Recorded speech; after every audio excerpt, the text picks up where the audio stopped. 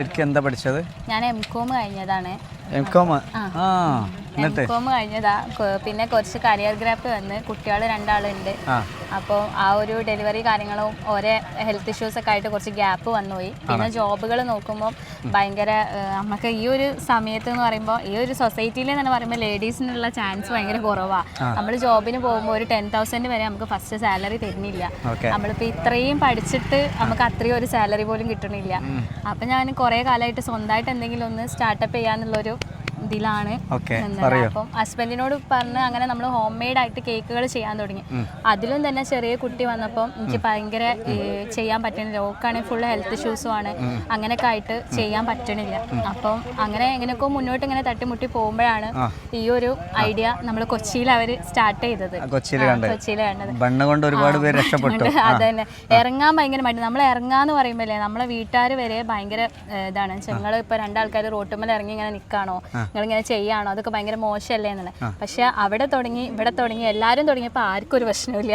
എല്ലാരും അതന്നെ. അപ്പൊ മറ്റുള്ളവർക്ക് അങ്ങനെ ഇപ്പൊ നമ്മള് രണ്ടും കൽപ്പിച്ച് സ്റ്റാർട്ട് ചെയ്തപ്പോ നമ്മള് കുറച്ച് ക്വാണ്ടിറ്റി ബണ്ണായിട്ടാണ് വന്നത്. സാറ്റർഡേ ആണ് വന്നത്.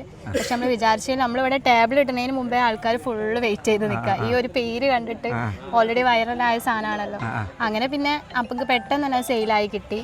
പിന്നെ നമ്മൾ പിന്നെയും ബണ്ണുകൾ ഇറക്കിക്കൊണ്ടിരുന്നു. പക്ഷെ നമുക്ക് ക്രീം സ്റ്റോക്ക് ചെയ്യാൻ കഴിയില്ല. നമ്മൾ ഓൾറെഡി അവിടുന്ന് വീട്ടിൽ നിന്ന് പ്രിപ്പയർ ചെയ്ത് വരുന്നതാണ്.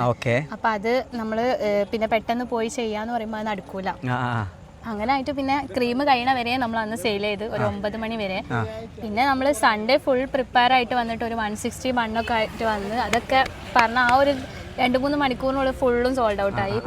ഇപ്പൊ വന്നിട്ട് ആകെ 6 മണിക്ക് വന്നതാ. ഇപ്പൊ ഒരു 7 ആയിപ്പോഴത്തേനും ഫുള്ള് ബണ്ണും കഴിഞ്ഞ് ഞാൻ കൊണ്ടുവന്ന. ഞാൻ ഇവിടെ ആളുണ്ടാവില്ല എന്നുള്ള രീതിയിൽ കുറഞ്ഞ ക്വാണ്ടിറ്റിയാണ് കൊണ്ടുവന്നത്. പക്ഷെ അത് പെട്ടെന്ന് തന്നെ സോൾഡ് ഔട്ട് ആയി. ഭയങ്കര സന്തോഷം. 3 ദിവസമായി. ഫസ്റ്റ് നമ്മള് ബേപ്പൂർ തിരഞ്ഞെടുക്കാൻ കാരണം നിങ്ങളുടെ വീട് എവിടെ? ഇവിടെ നടുവട്ടത്താണ് വീട്. അപ്പൊ ഈ ഏരിയയിൽ ആരും ഇതുവരെ ഇത് സെർവ് ചെയ്തിട്ടില്ല. എല്ലാവർക്കും കോഴിക്കോട് ബീച്ചിലേക്ക് പോകണം. ഭയങ്കര കോൺഫിഡൻസ് ആണ്.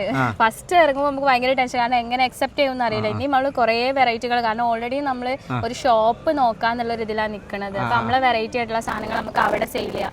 അപ്പൊ ഈ ഷോപ്പ് ആകുമ്പോൾ പെട്ടെന്ന് അങ്ങോട്ട് സെറ്റ് ആവില്ലല്ലോ. അപ്പൊ ഈ വേസ്റ്റ് ടാങ്ക്, പിന്നെ അതേപോലെ ഗ്യാസിൻ്റെ അങ്ങനെ കുറേ സംഭവങ്ങളുണ്ട്. എല്ലാം സെറ്റ് ആക്കിയാലേ നമുക്ക് ലൈസൻസ് കിട്ടുള്ളൂ. അങ്ങനെ